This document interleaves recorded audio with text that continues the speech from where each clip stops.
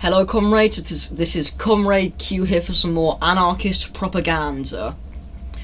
Today I'm going to do an anarchist analysis of Squid Game, particularly Squid Game Series 2, though I will do an overview of, though I will do a small analysis of Series 1.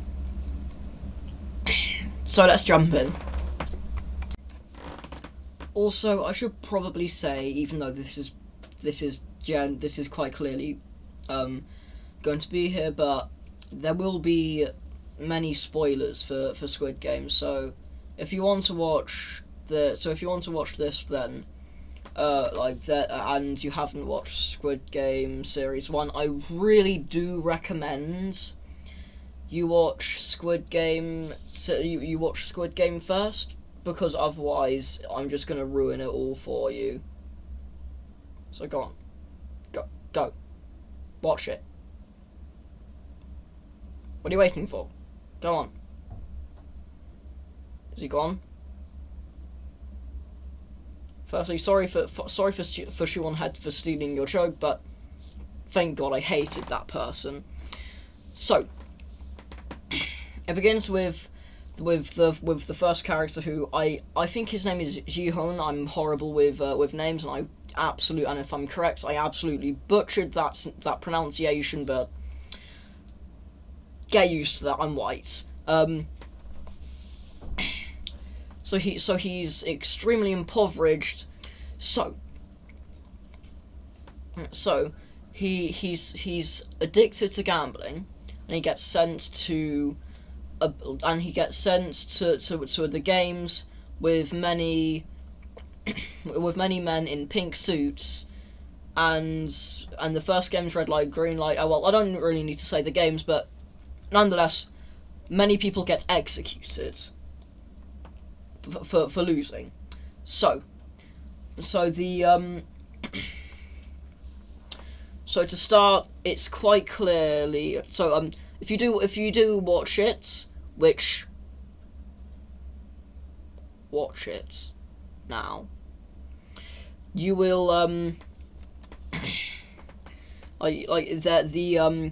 the obvious critique of capitalism is quite clear.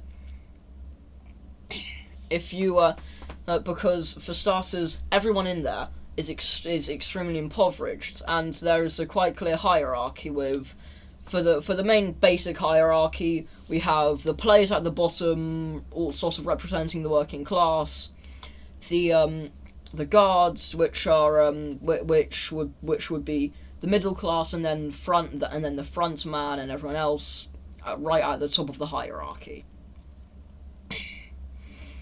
And the guards are also split into different groups, which is also very similar to the middle class, as there is the lower middle class, and then upper middle class, and then I don't know if that's a middle class, but I guess but the guards are still split up with there being the servants with the zero on their masks, the people who use their weapons with the triangle, and then the managers with squares.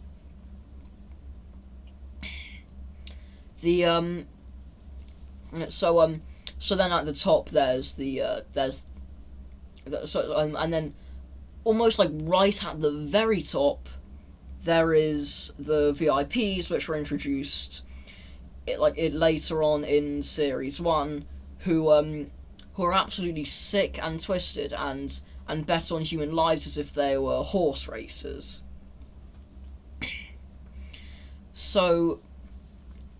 And also, once again, everyone is sliding into poverty, and they can barely live. And they end up being pitted against each other for a large sum of money in order to actually try and live, which is quite clearly a direct analogy to how the bourgeoisie is able to exploit the working class. And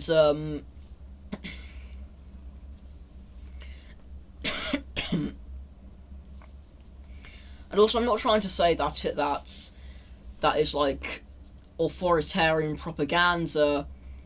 Like, it quite clearly doesn't think very highly of North Korea, much like probably most people with a functioning frontal lobe would agree with. And what's insane is the people who view it as as about communism and authoritarianism, which is fair. Which it's quite fair, but if you're gonna make everybody, but if it's about people fighting and being exploited and turned against each other pacifically for money, that since when does that sound like socialism? So I'm going to continue this analysis after I make fun of someone comparing Squid Game to communism, because I want to make this as long as possible for unknown reasons. Once again, spoilers ahead. If I have ended up like, if you have watched this, this is literally your last chance to be able to enjoy the show. So once I press this, no going back. You're not go. You probably won't be able to watch the show anymore. But okay. Squid Game, the breakout Korean series about players competing to the death for a giant piggy bank full of cash, is Netflix's biggest series launch, and the streamer's CEO Ted Sarandos says there's a very good chance it will be our biggest show ever. Critics have argued that the show offers a devastating critique of contemporary capitalism. This could be seen as a metaphor for capitalism. Because it quite clearly is. Players represent the working class, and the guards the middle class. In a Jacobin review headline, Squid Game is an allegory of capitalist hell, the writer asserts that Korea's extreme inequality is Squid Game's central theme. A New York Times reporter wrote that it has tapped a sense familiar to people in the United States, that prosperity in nominally rich countries has become increasingly difficult to achieve as wealth disparities widen and home prices rise past affordable levels. And the show's creator told Variety that I wanted to write a story that was an allegory or fable about modern capitalism. Yeah, so why is he going? Yeah, he literally said that. Why the hell is he going to try and claim that that is about communism? It's absolutely insane. Society, something that depicts an extreme competition, somewhat like the extreme competition of life. Is there a theme more unifying in global pop culture than capitalism is bad? Asks Vulture writer Roxana Hadidi in her recap of one episode, before continuing, it helps the statement is true, of course. But Squid Game has a much richer and more resonant message than capitalism bad. Oh, I'm pretty sure that is a very good message, considering how much capitalist and American propaganda is out there. We need some anti-capitalist propaganda, mate. 곳에서 가장 중요한 걸 망쳐놨어.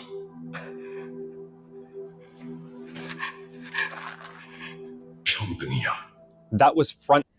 Okay, to be fair, that's probably what that I think it's quite clear that because of that it's against tankyism, but I'm going to save that for like the later analysis, like the more extended one.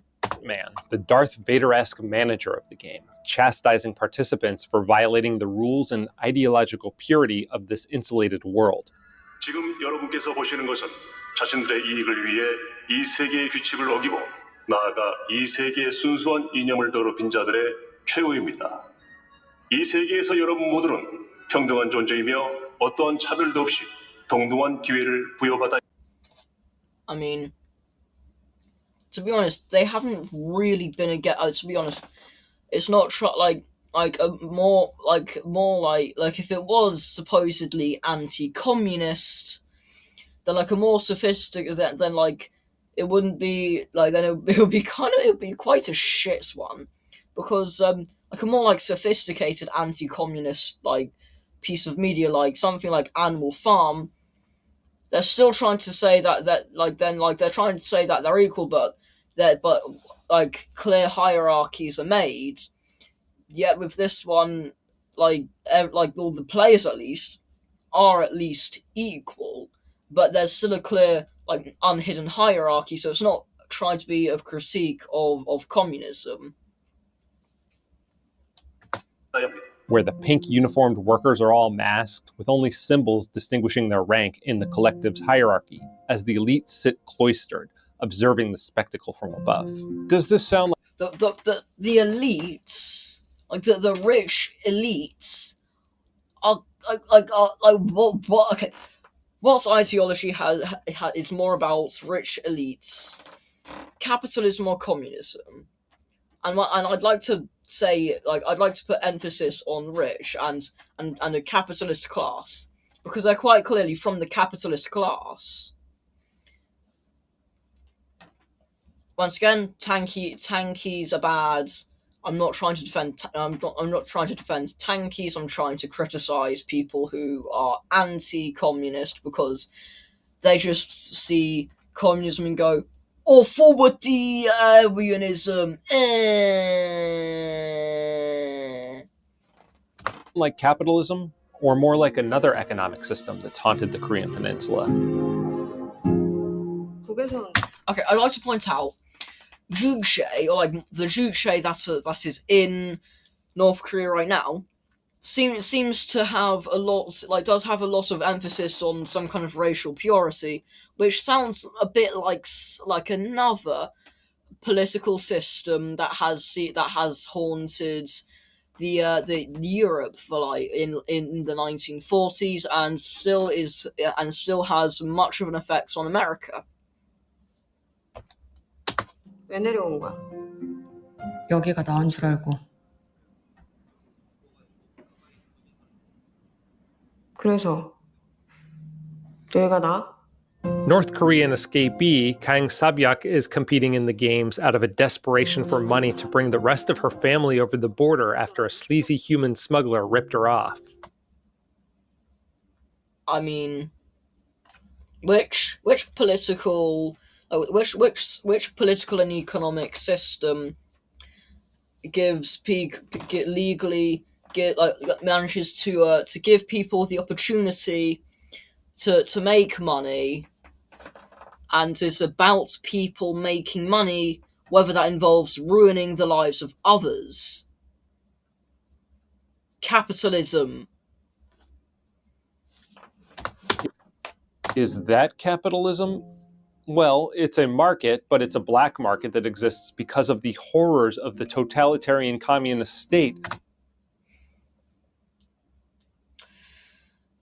The horrors of the totalitarian communist state, sure, they will obviously cause black markets, but black markets use principles of capitalism.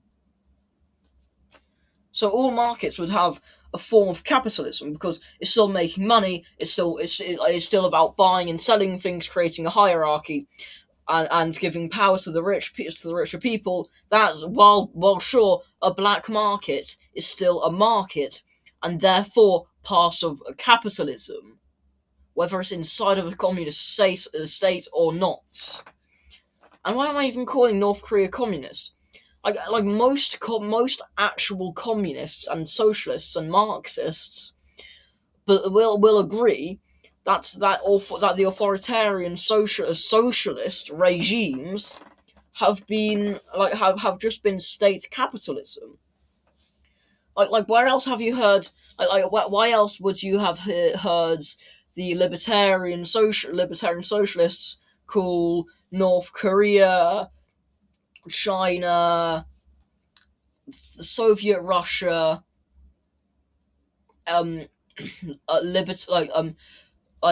states capitalist? And yes, I am an anarchist. No matter what the shirt suggests, I just like wearing socialist shirts. I don't know why. I'm weird. Looming just to the north, more than 1,000 people a year risk their lives trying to escape the Democratic People's Republic of Korea. And Okay, I just want to point out something that I've always found quite funny. So the Democratic Republic.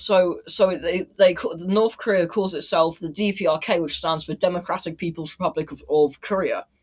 Firstly, let's look at republic. North Korea is quite clearly a monarchy because because Kim Jong Un is a descendant of Kim Jong Il, who is a descendant of, I keep forgetting his name, but the guy who invented Juche. So yeah, that's a so it's not a republic. Democratic, once again, it's a monarchy. Like, you can't really say anything that will make it seem democratic no matter what. People's, no, it's obviously not for the people because of because of cults of personality such as the one in this picture here. So it's just Korea. Yeah, the Korean Peninsula is actually fucked.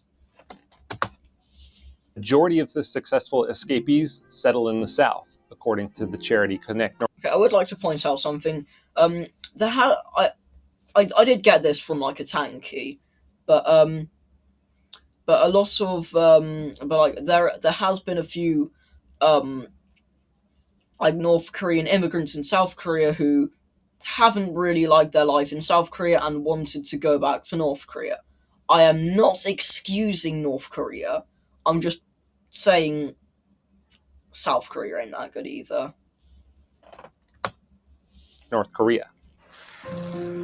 Pakistani Ali Abdul also finds himself in dire straits because of exploitation from a boss leveraging his immigration status against him. In other words, the consequences of a gray labor market emerging in response to state-imposed border control. And what about the main character? Okay, the main character is a gambling addict. Capitalism gives the opportunity for gambling. How's he going to twist that to make it about communism? He's an unemployed gambling addict in trouble with loan sharks who's drawn into the game because his wife is threatening to move his daughter abroad with her new husband. Making a quick fortune is the only way he sees out of this. We later learned that his life troubles began after a strike at the car factory.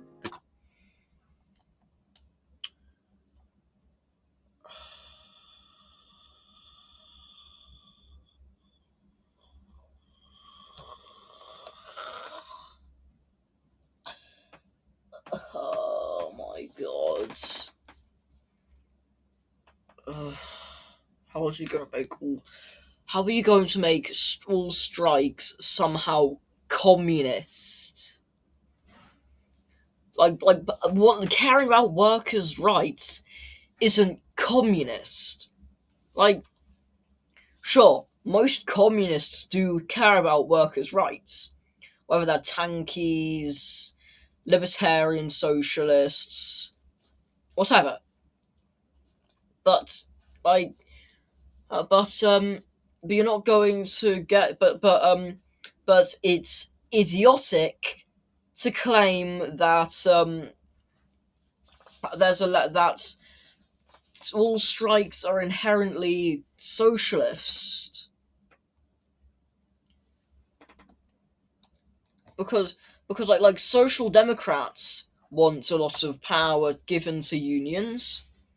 Power is given to unions through strikes, and that's social democracy. And social democracy is so far from all actual types of socialism. Well, not so far, but it's just a restricted version of capitalism. So that seems to be what this guy's advocating for here. Killed his co-worker and caused him to miss the birth of his child. His story is based on the real-life 2009 Sangyeong motor strike that ended in a militarized raid by Korean riot police. Now, this is approaching a substantive critique of modern capitalism. Except that even that is complicated by the fact that in the case of this real-life company, it had 3 years earlier been taken over by Shanghai Automotive Industry Corporation. Oh my god.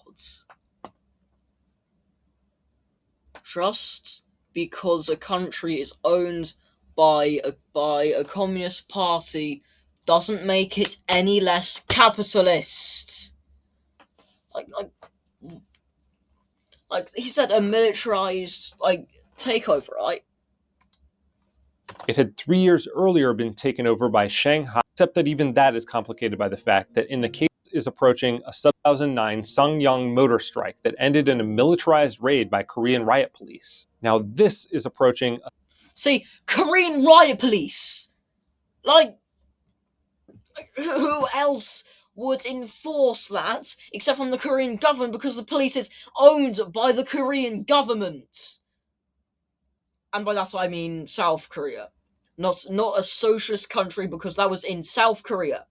How are you going to say that this is a critique of communism when you're literally making such a twist in logic that you're going to say that a Western state funded takeover of riot police is somehow a critique of communism because it is owned by a state socialist, by a state capitalist party? Ugh. a substantive critique of modern capitalism.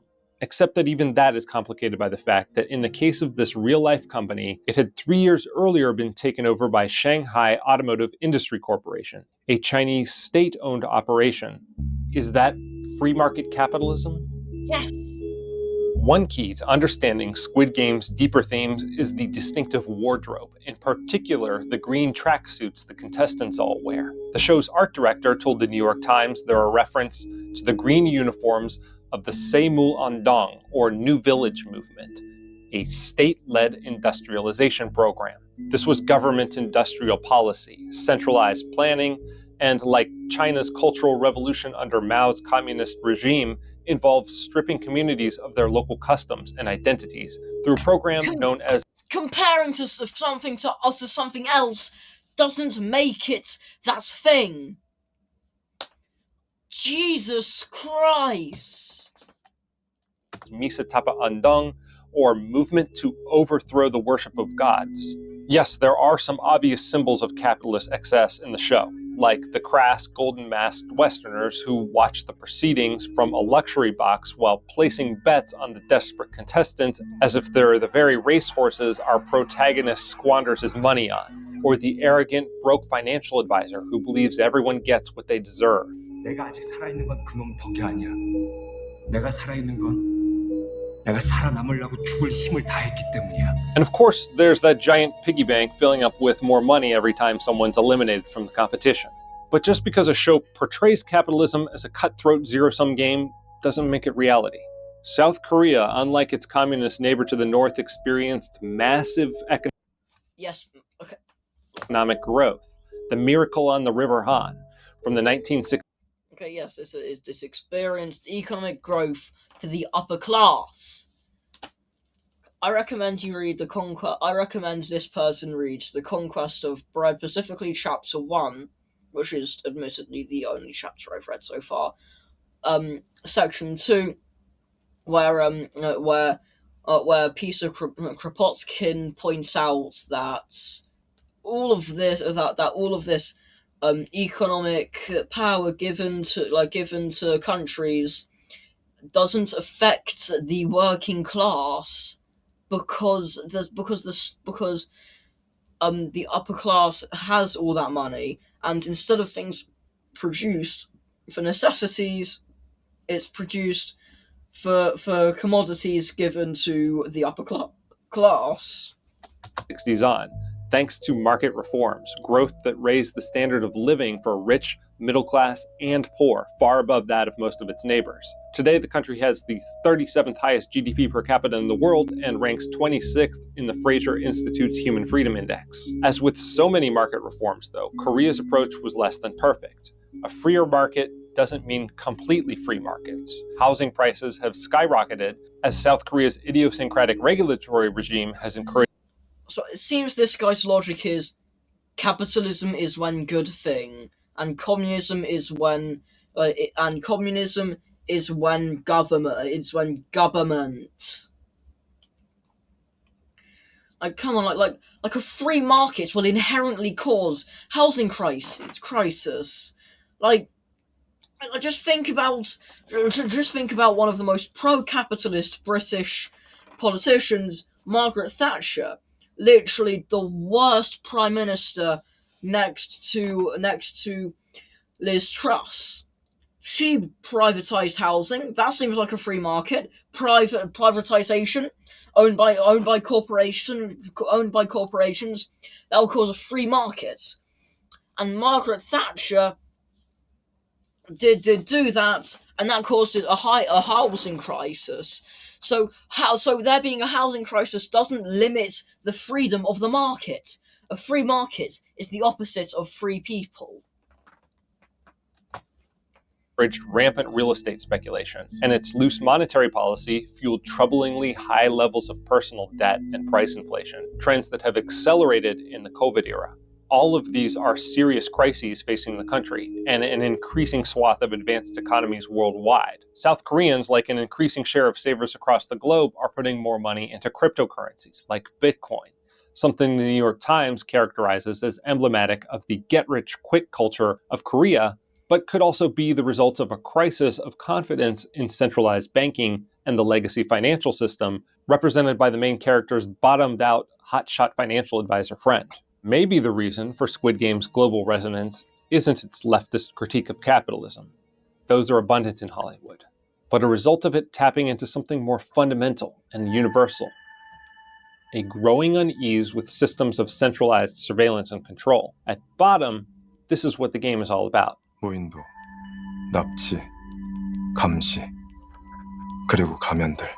A central horror of Squid Game is that participation is voluntary, to a degree. Participants sign away their lives and their rights, which can only be regained with a majority vote. This conceit too misunderstands the nature of capitalism and contracts. In a truly free society, you always have the right of exit. Instead, Sure, but that doesn't work as a praise of capitalism.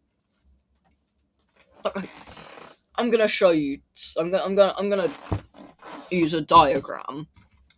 Okay, so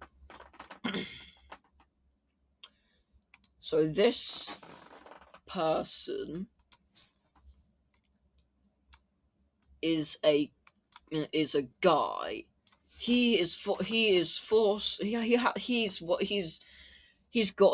But he doesn't have much money, so he has to go into a work let's say a factory. In this factory, he is treated horribly and abused by his boss. So he has two options. He could either leave or stay and endure. This is what's going to happen if he leaves.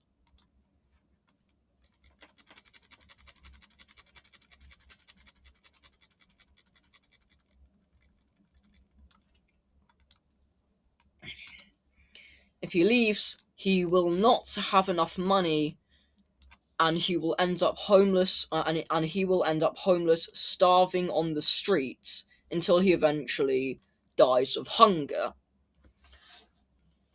And then knowing that, he decides to stay. When he stays, he's continuously abused by his boss, and eventually dies because of the horrible working conditions. This probably won't be the reality for me, and it's not the reality for a lot of you watching. But it could. But it's certainly it's certainly a reality for many people all over the world. So how could you say that That's you can. So how could you say that a country with free markets will be the most free country when you can't even leave an abusive boss?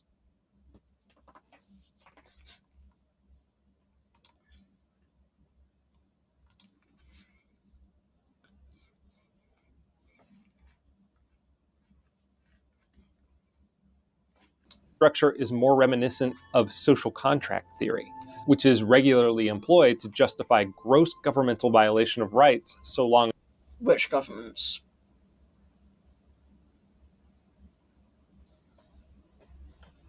as those carrying them out are appointed through an ostensibly democratic process. Squid Game is not about voluntarism, but force, deception, and coercion. It's not about free markets and choice, but about dehumanization and forced assimilation into a collective. As the show's star told the New York Times, it's about people. I think we pose questions to ourselves as we watch the show. Have I been forgetting anything that I should never lose sight of as a human being? Our hero learns a lesson from a seemingly deteriorating old man who reminds him that sharing with others is a wonderful thing when done voluntarily. 아니 구슬치기 좀 한다면서 깐부도 몰라. 동네에서 구슬이랑 딱지랑 같이 쓰는 친구 말이야. 니 거 내 거 없이 깐부. 기억나네요.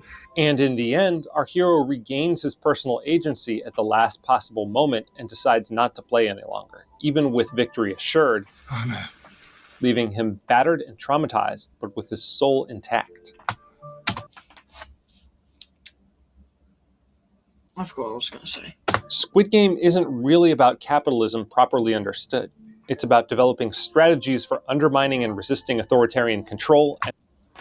Okay, I'm going to say something that some people might not like, but I mean, those people probably disagree with everything else I said, but capitalism is inherently authoritarian, but not in the way of something like China, North Korea, Chile under Pinochet, the Soviet Union, all those countries. It's authoritarian in the way that it seems you have a choice, but in actual reality you don't. For many people, your choice is between working or dying on the streets. Obviously, that's different in social democratic countries in Scandinavia, and there is a lot of practices put in place that stop people from doing that by states. But there are much better options, such as a revolution that can dissolve capitalism, and then it can achieve the utopia that people call the utopia that anarchists want. Though obviously utopia is impossible, there will still be many flaws. But it would still be better. It would at the end of the day still be far better than its capitalist counterparts.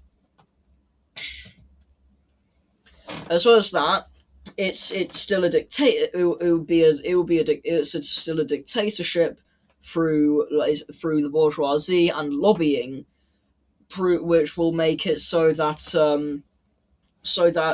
the state is really ruled by the upper class. We're starting to quite clearly see that in America, as an oligarchy is slowly being formed around Trump, with Mark Zuckerberg sucking up to Trump, and loads of other people loads of other billionaires given him an obscene amount of power.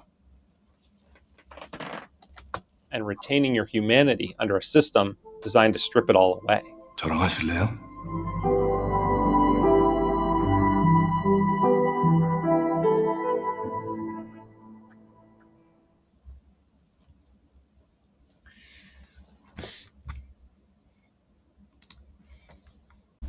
For further analysis, I'm going to talk about Series 2, which seems to lean slightly more into the direction of revolution and socialism. So, once again, if you've seen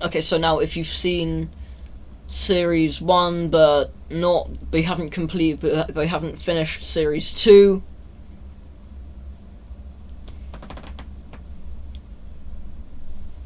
get off of this video.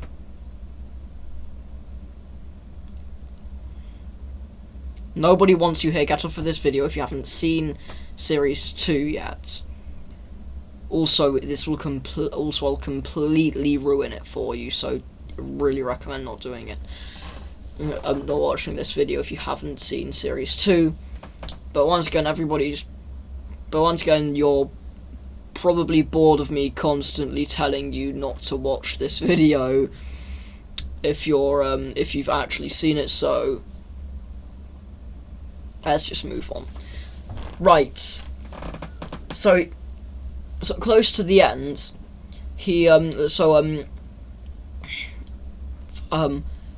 player 4456 and has to re-enters it to overthrow, to try and destroy that the games and help the players. These players, he then ends up trying to, near the end, there's a constant division between all the players, which causes an all-out war in the last episode. And I'd just like to say something really quick. I think it was quite good trans representation. My only for the trans character, my only problem with it is that she wasn't played by a trans actor or actress, but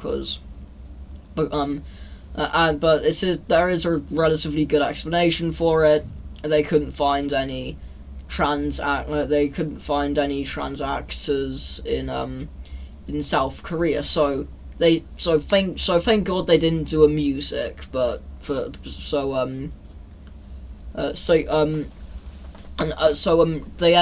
they go on to play dead during the fights at night, and they and 456 and a few others play dead so that they can take the weapons off of the pink people. And I'd just like to say, firstly, I'm sorry. I'm sorry for constantly addressing her as the trans character, but I have no idea what her name is. I always forget her name.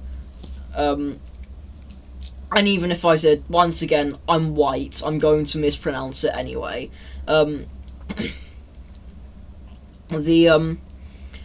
So she ends up being absolutely based. I'm never going to stop using that word. And teaches people how to use an AK, how to use an assault rifle. Then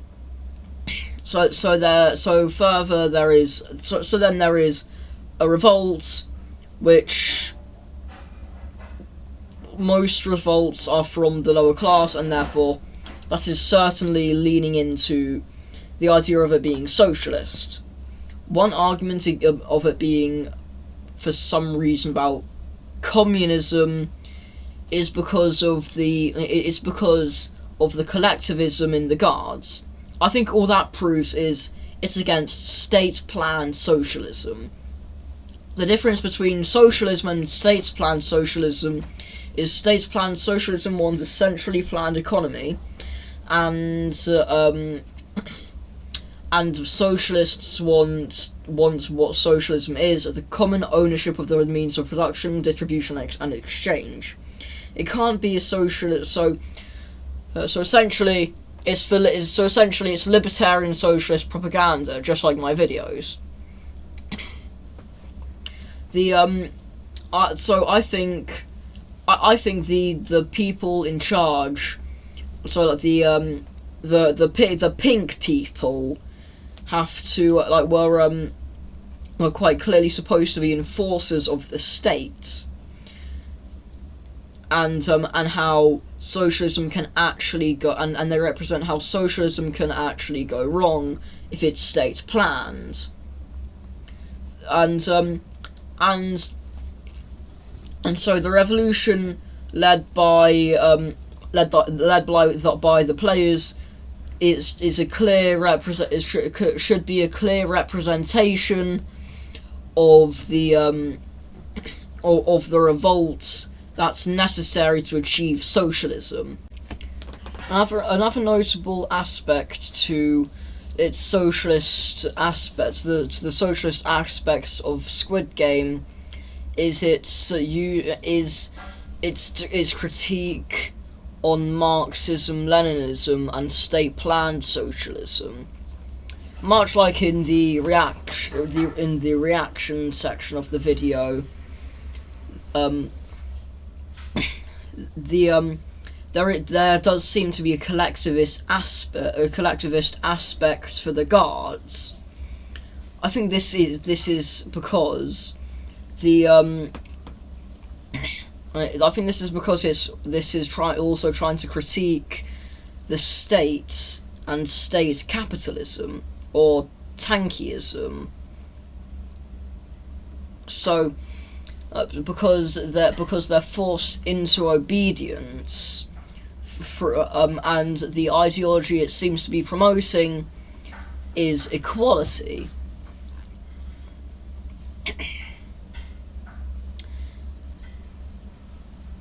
Another notable aspect that isn't necessarily about class conflict is the fact that is the moral implications of the games, because at face value it's evil. Of course it's evil. They're exploiting people for a profit. But in the finale, player 1, Oil Nam, revealed that he was actually the creator of the games. So, but then he points out all of this was done voluntarily, all of it. I'm gonna have to say so after the first challenge, everybody had a vote, and they all decided to leave, and then almost all of them came back to do the second game. So when he says that he so when player 1, OL Nam, I'm sorry, I'm sorry, I'm white, it's just natural for me to mispronounce his name, I'm sorry. He says, he points us out, so it's pretty tricky to completely argue that it's wrong, considering it was essentially done voluntarily. They kind of did it to themselves, so it is quite complex in that nature. But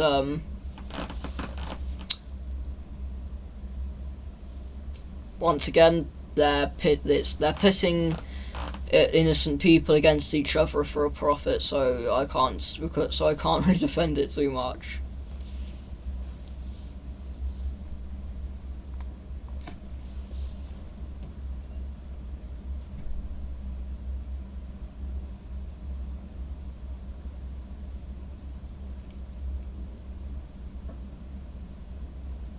I knew you watched